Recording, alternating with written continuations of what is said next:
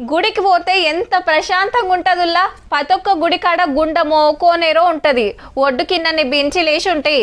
మంచిగా వీటి మీద కూర్చొని కోనేటి అందాలు చూస్తుంటారు. దేవుని దర్శనం చేసుకొని వచ్చినాక జరసేపు కూర్చొని పోతారు. ఎవ్వరైనా దేవుని దగ్గర పలారం ఇస్తారు కాబట్టి ఆడనే తింటుంటారు.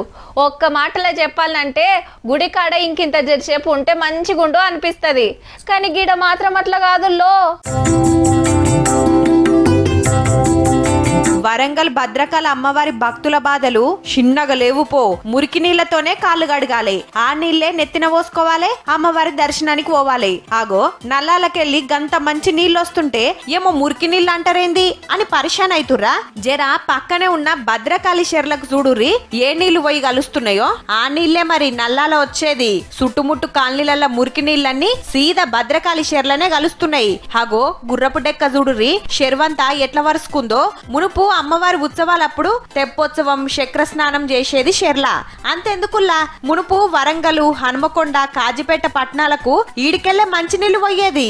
కానీ ఇప్పుడు అమ్మవారి అభిషేకానికి సుతా పనికి రాకుంటాయినాయి. లెక్కకైతే డ్రైనేజీ వాటర్ అంతా భద్రకాళి నాలాలా కలవాలి. కానీ ఇంత కబ్జా పెట్టుట్లా నాలాలు ఇరికై సీదా భద్రకాళి షెర్లకు వస్తున్నాయన్నట్టు.